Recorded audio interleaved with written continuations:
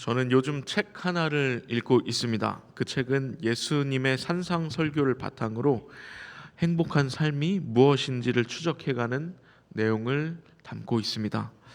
여기서 이 책을 읽어보신 분들은 눈치채셨겠지만 담임 목사님께서 쓰신 예수의 행복론이라는 책입니다.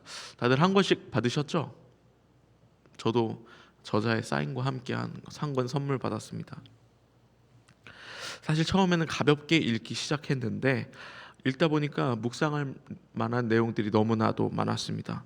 오늘은 214페이지 전체 분량 중에 장장 60페이지가 넘는 분량에 걸쳐서 설명하는 한 구절을 함께 나누려고 합니다. 그것은 우리가 가장 잘 아는 마태복음의 산상설교 중 하나인 5장 3절입니다. 오늘 본문 말씀 다시 한번 읽겠습니다. 심령이 가난한 자는 복이 있나니 천국이 그들의 것임이요. 아멘. 혹시 이 말씀이 해석이 되시나요? 제가 재밌게 봤던 영상 중에 그 조정식이라는 유명한 영어 강사가 나오는 영상이 하나 있습니다. 거기서 그 조정식이라는 사람이 영어 해석을 알려주는데 1, 2등급이 하는 올바른 해석을 교육하기에 앞서 그 이하가 하는 그 잘못된 해석 방법을 먼저 설명을 했습니다. 대충 이런 뉘앙스로 이야기했던 것 같습니다. 자, 잘 들어. 지금부터 3등급 이하가 이 문장을 어떻게 해석하는지 보여줄게. 지금 내가 하고 있는 것처럼 해석이 된다. 그럼 큰일 난 거다. 그러면서 강의를 풀어나갔는데 아주 재밌고 유익했습니다. 제가 이 5장 3절을 한번 해석해 볼 텐데 만약 제 해석에 공감하시다면 아쉽지만 이 말씀에 담겨있는 풍성한 의미를 그렇게 느끼고 계시지는 않은 것입니다. 제가 한번 해석해 보겠습니다. 심령이 가난한 자라. 다른 번역서를 보니 마음으로도 읽을 수가 있네. 마음이 가난한 자구나. 이 사람이 복이 있다고 하셨네. 왜지? 천국이 이런 사람의 것이라서 그렇구나. 그럼 마음이 가난한 사람은 천국을 가져서 복이 있다는 뜻이구나. 마음이 가난하다는 건 무슨 뜻이지? 네, 제가 이랬습니다. 그런데 이 책을 잘 읽다 보니까 이 오늘 말씀에는 신앙의 본질이 담겨 있다는 걸 알게 됐습니다. 이 5장 3절에서 크게 짚을 핵심 단어는 세 가지가 있습니다. 먼저는 천국, 복, 그리고 심령이 가난한 자입니다.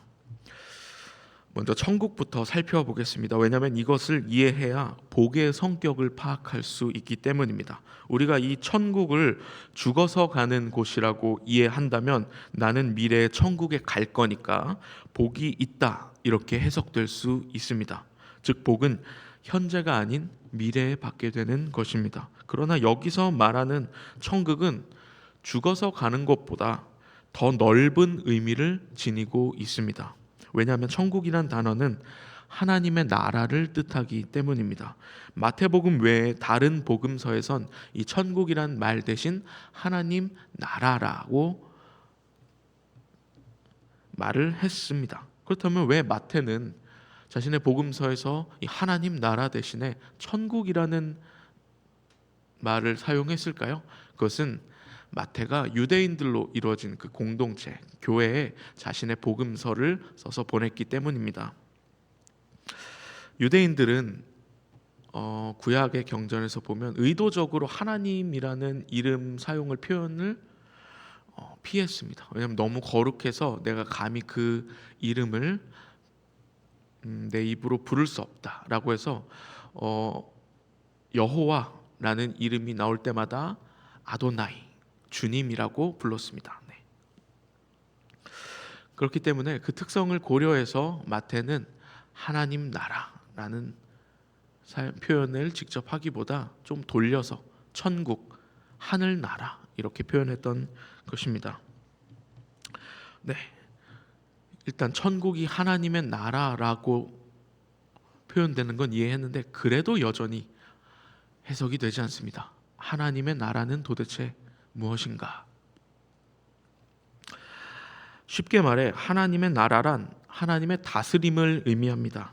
나라라고 번역된 헬라어 단어는 바실레이아인데 1차적인 의미는 왕국 혹은 제국의 의미가 있습니다. 그런데 왕국은 무엇입니까? 한 왕이 다스리는 영역을 의미합니다. 그렇게 다스림이라는 의미로도 사용될 수 있습니다. 하나님이 다스리는 곳이 바로 하나님의 나라입니다. 그래서 누가복음은 이런 말을 합니다. 함께 17장 21절 읽어보겠습니다. 또 여기 있다 저기 있다고도 못하리니 하나님의 나라는 너희 안에 있느니라. 아멘.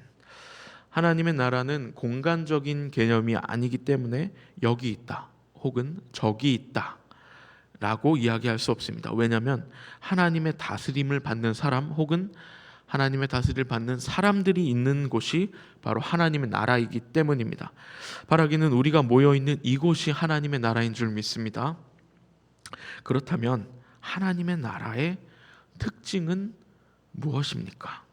그것은 정의와 사랑입니다. 구약에서는 하나님을 정의로운 분, 의로운 분이라고 정말 수도 없이 말씀하고 있습니다. 그런데 그 정의는 어디서 나오냐?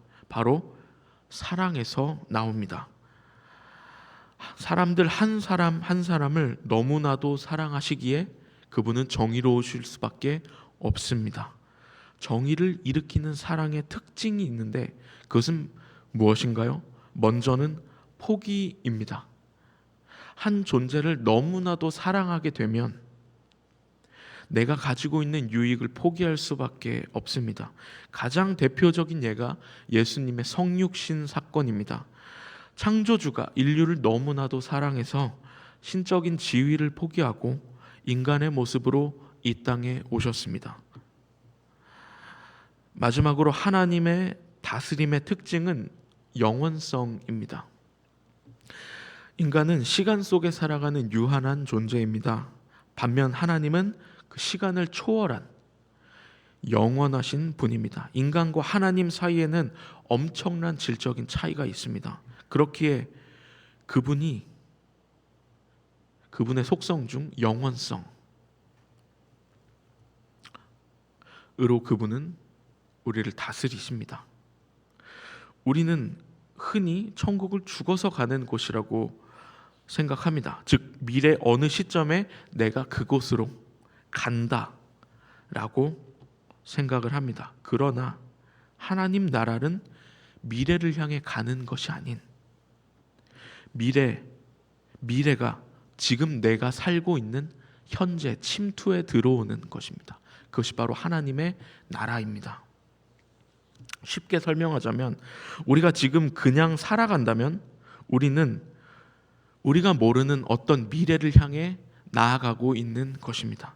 그런데 우리가 만약 믿음으로 하나님께 부르짖는다면 하나님께서는 우리의 미래를 바꾸시고 그 바뀐 미래가 현재 내 삶에 찾아오게 됩니다. 이것이 바로 하나님이 가진 영원성의 특징입니다. 하나님은 시간에 얽매여 계신 분이 아닙니다. 다음으로 살펴볼 단어는 복입니다.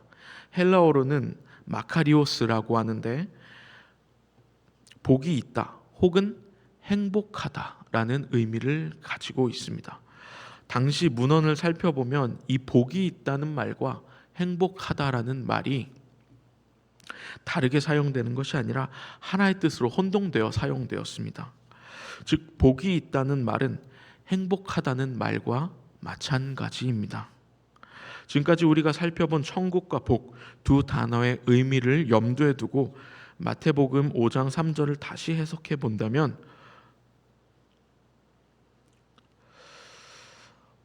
복이 있나니 천국이 그들의 것이미오는 이렇게 해석될 수 있습니다. 하나님의 다스림을 가진 사람들은 행복하다. 마지막으로 우리가 살펴볼 단어는 심령이 가난한 자입니다. 심령으로 번역된 단어는 푸뉴마인데 이것은 인간의 본질을 의미합니다. 목사님은 인간의 내면과 외면으로 이 단어를 쉽게 설명하고 계십니다. 좀 난해하죠. 내면과 외면이 가난한 자가 도대체 무슨 말인가? 내면이 가난하다는 것은 자신의 욕심과 욕망을 버리고 하나님의 마음으로 채우는 것을 의미합니다. 내 욕심을 버리고 하나님을 바라볼 때 비로소 우리의 마음은 하나님으로 가득 차게 됩니다. 외면이 가난하다는 것은 말 그대로 청빈을 뜻합니다. 정말 물질적으로 가난한 상태를 의미합니다. 그런데 이 물질적인 가난함은 강제적인 것이 아니라 자발적인 것입니다. 왜냐하면 강제적인 가난함은 착취이기 때문입니다. 그렇다면 자발적으로 가난해진다는 것은 무엇인가요? 예수님을 떠올리면 쉽습니다. 예수님은 우리 모두를 살리기 위해 자신의 몸을 아낌없이 내어주셨습니다. 이것이 자발적인 가난입니다. 타인을 위해 내가 가진 것을 내어주는 것, 이것 말입니다. 지금까지 우리는 마태복음 5장 3절을 이해하기 위해 핵심적인 단어 3가지를 살펴보았습니다. 천국은 하나님의 나라이며 정의, 사랑, 영원성이라는 의미가 담겨 있었습니다. 또 복을 살펴보면 추상적으로 막연하게 다가오거나 혹은 물질적인 풍요라고 생각했었는데 그것은 사실은 행복을 의미했습니다. 마지막으로 심령이 가난한 자는 내 욕심을 비우고 하나님으로 가득 채워져 있는 사람, 그래서 남을 위해 자신의 것을 내어주는 사람임을 알게 되었습니다. 이제 이 의미를 가지고 다시 마태복음 5장 3절을 읽어본다면 그전보다는 조금 더 풍성하게 이 말씀을 이해할 수 있을 것입니다. 함께 목사님이 하신 번역으로 읽어보겠습니다. 마음이 가난한 자는 행복하다. 하나님의 나라가 그들의 것이다. 아멘. 사랑하는 갈릴리 가족 여러분, 내 욕심과 내 생각을 내려놓는다면 그 빈 공간 안으로 하나님께서 찾아오셔서 우리를 다스리실 것입니다. 그분의 다스림을 받는 우리는 정의로워질 거고 남을 위해 자신을 내어주는 그런 사랑이 가득한 사람이 될 것입니다. 우리 삶에 문제가 찾아오더라도 우리는 하나님을 신뢰하고 그분께 부르짖는다면 하나님께서는 우리의 미래를 바꾸실 것입니다. 그리고 그 바뀐 미래가 현재 우리가 사는 이 삶 가운데 침투에 들어와 우리는 시간에 얽매이지 않고 하나님의 그 영원성을 맛보게 될 것입니다. 예수님께서는 바로 이런 삶이 행복한 삶이다 라고 우리에게 말씀해 주셨습니다. 예수님은 내가 물질적으로 풍요해서 또 내가 아는 지식이 많을 때 행복해진다고 하지 않으셨습니다. 오히려 내 욕심을 버리고 남을 위해 살 때 우리의 삶이 하나님으로 충만해지고 그분과 동행하게 되며 그런 삶이 바로 행복이다 라고 우리에게 말씀해주고 계십니다. 오늘 마태를 통해 우리에게 들려오는 하나님의 말씀을 잊지 않기를 바랍니다. 예수님께서 알려주시는 그 가이드를 잘 따라가시면서 행복한 삶을 살아가시는 우리 갈릴리 교회 구성원 모든 구성원들이 되시기를 주님의 이름으로 간절히 기도하겠습니다.